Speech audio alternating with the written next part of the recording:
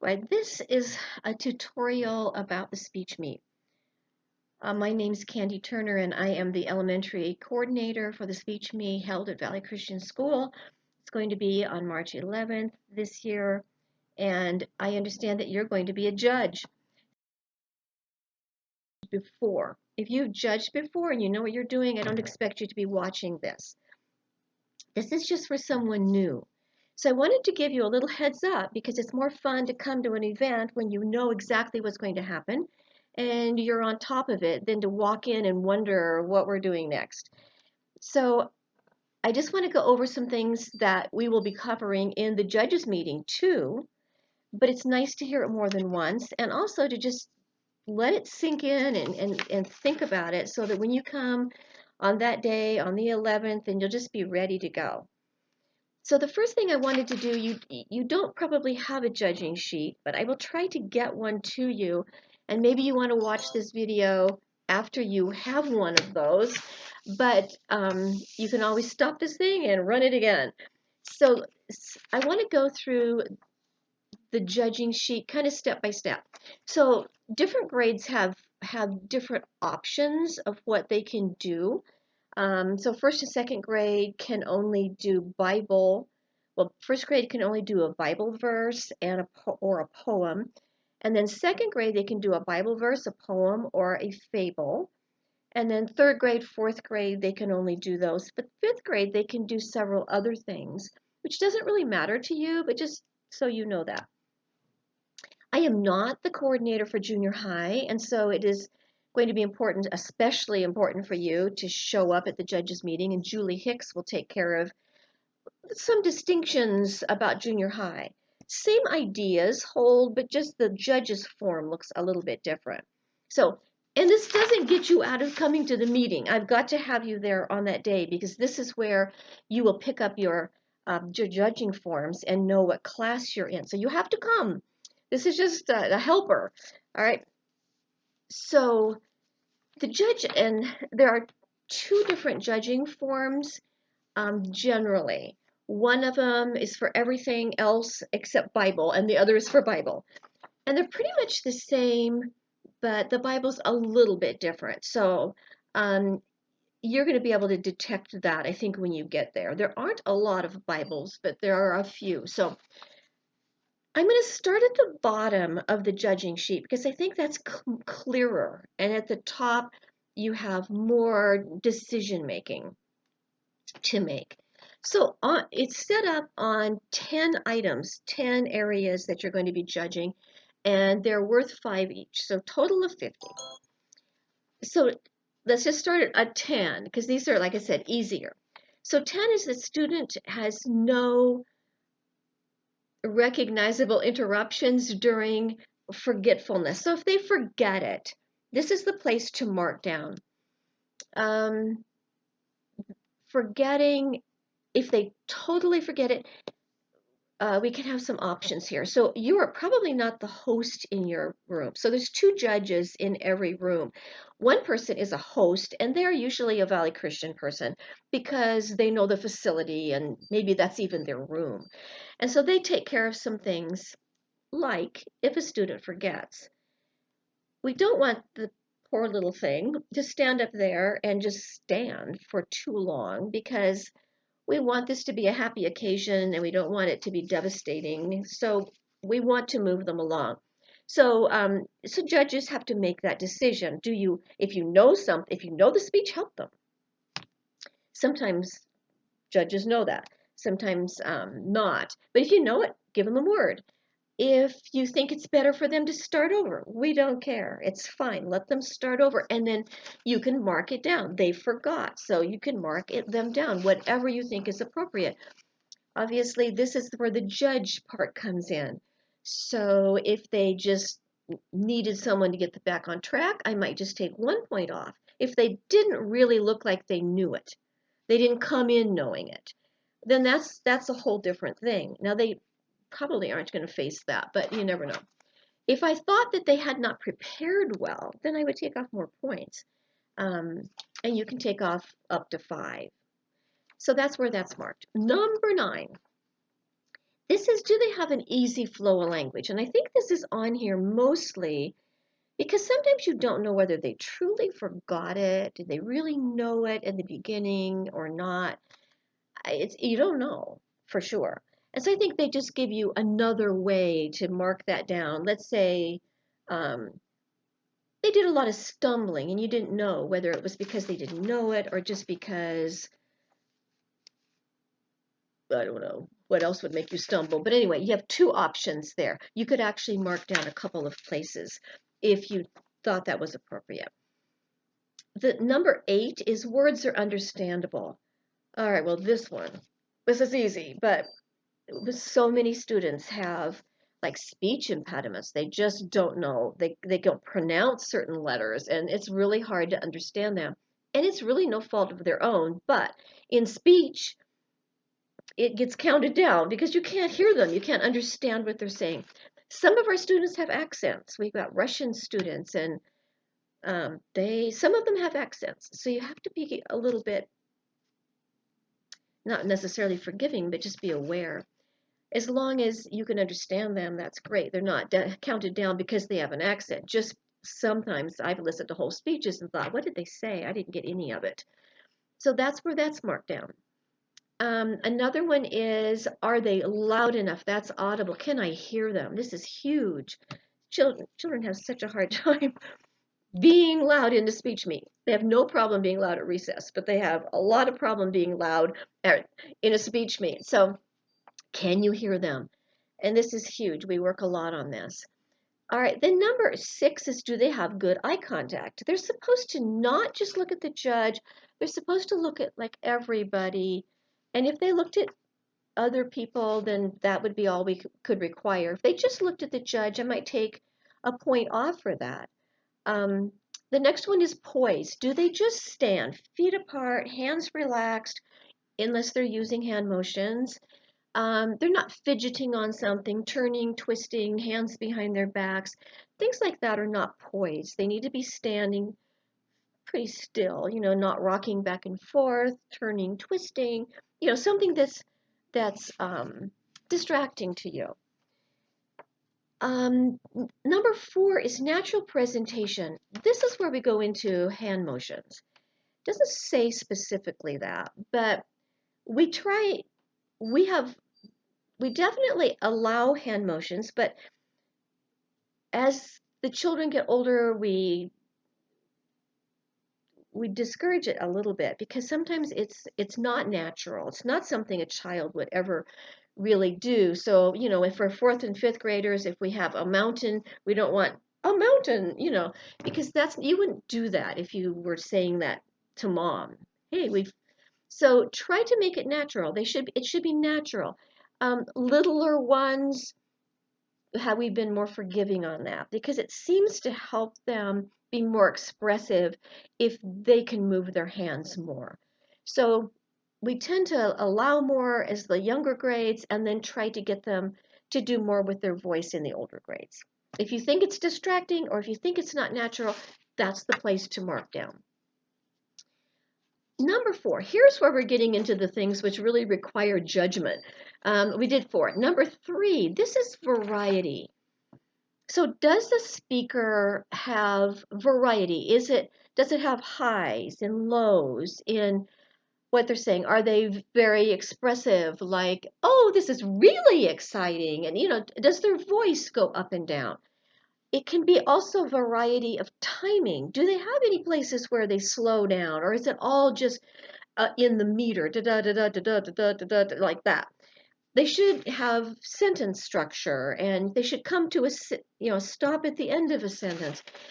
So it should have variety. It should be interesting. It shouldn't be boring. So that's one item. These are where we do our grading down on these last 3. Then characterization. Characterization and vocal and facial are really close, but sometimes they literally have characters, like they have a kitten or they have a mother and a father, and they need to have like voices for those. They should sound different. The kitten should sound different. There's areas where that is needful. Another thing is their facial expression. Their face should also say what they're talking about. They shouldn't just be blank. So this is where the difference between 48, 47, 49, and a 50. A 50 is where that child actually understands what they're saying and says it like they wrote it. It's distinct. There's a distinct difference between a 50 and a 48. They can have a lot of variety in their voice. They can have good timing, and they can have characters in it. Like they can have the kitten or they can have the crow. But there's a step between that and where they really understand why the crow is in the tree or what the fox is saying, and they really enter into it. They take you there. That's the difference. There's a step that's we're trying to get, and so you're trying to look for it. Okay, so that basically is all I can say about that. You might have some other ideas about that as you walk through it, but that exhausts that. In Bible, at the end, they have to say what this Bible verse means to me. At the very end of the on the judging sheet, it says you can take points off if they don't follow the rules. That's an area where you could take points off if they don't do that. They shouldn't have to be prompted to do it. They should do it automatically, but you could ask them to say it if they don't remember, and then you could take off a point if they knew it but they just forgot. But if they didn't do it at all, you'd have to take off 5 points there. Also, a fable should have an introduction. Sometimes it's written on the page, sometimes it's not, and you might not even know it as an introduction if you're not familiar with it. So if you don't know, we probably don't need to take off points. The other introductions, this is a rule. Every speech has an introduction, but it really is just the title and the author is the introduction. Once in a while, a fable will have more to it, but that's probably all we'll do with that. It's good to, we want to start at the top and mark down. So we start with the 50, and we usually listen to the whole speech. Now, if you have an older student, you don't have to, but if you don't watch a younger student, you'll miss it. You'll miss the whole thing. If you're worried about what you're marking, wait for first grade, second grade, third grade. Listen to the whole thing first. Because if you don't, it's going to be over, and then you're going to wonder, so while you're watching them, you're saying, are they standing still and straight? What about hand motions? Are they natural? Can I hear them? Are they taking me into this? Are they using good variety? What about their characterization? Am I enjoying this? Can I hear them? Are they loud enough? You're just assessing all of that while they're saying it. That's why it's good to come in ready. This is what I'm going to be listening for. And then you'll have some time at the end, and you're already marking it down in your head. Then you're going to put it on the paper. So listen to them. And we assume that they're 50 when they stand up. And then we begin taking points off. I know the book says start in the middle, but we've always decided, how do you know where the middle is? It's hard to know where the middle is. And then expect them to do more. Found that it was easier for us anyway to start at the top and mark down. I thought we were closer to where we should be, closer to each other. It's also good, if you've never judged, to lean over and on the first couple of students, confer with the person sitting next to you. They're usually seasoned professionals, or at least they've done it before. Usually, not always, but usually they've done it before. And it's good to be together. If we had a really wide span, it comes out so that it's not really fair. It doesn't come out fair. We ought to be close. So check it out. If you're way off, you need to adjust to be together. Take a few minutes, talk about it, and see who needs to change their mind, I guess. I don't know how to say that, but, see if you can get closer. All right, other than that, so you're going to judge. When you're done with it, probably the other judge will probably staple it together and you'll just kind of put a pile next to you and you'll judge all your speeches, all of them, and put them in that finished pile. The host judge will call students when you're ready. When you're ready for the next one, you'll call the next one. If that person isn't there, you're just going to set it aside and go on. Once in a while, someone shows up that shouldn't be there or that we didn't account for. There are extra judging sheets in the back of your folder. There's a couple of general ones. There's a Bible one. So you could actually just write their name on it and fill it out, like you've with the same stuff that's on the other ones. Usually that doesn't happen. When you're done, you will dismiss your students to go get a cookie and you'll have to kind of show them where to go, or maybe one of the Valley Christian people who knows the facility can kind of lead the pack because you're going to be busy for a little bit. So what we need you to do is take those two judging sheets and average them together. Put that average number on the front of the top one, circle it. Circle the ribbon they get. So on the front of this judging form, it tells you who gets a superior, which is a blue, or who gets an excellent, which is a red, who gets a good, which is a white. You could circle that. That would be awesome. Someone's going to be reading that person's name, and if they're going to know where they're from, and if you've circled what kind of ribbon they get, it's super easy for them to award the right ribbon. We're also looking for the best of the best speeches. This is our the way we've set up the speech meet has been so that we can listen to the best of the best, because we have felt that that's what inspires us all to do better. It's how we learn to do better. So if you have someone with a 50 that you think needs to be heard, will you please put a star at the top? You don't have, maybe you won't find one in your class. You don't have to have one or two. Just if you look at that student, you say, wow, we've got to hear that. That is so good. Put a star, because we want to hear the best of the best at the end. And then, so after you've averaged all your judges' sheets together, if you'll put the stars on the top, and then when you're done, take them to the gym. There'll be a table, and you'll just set them on the table, and your job is done.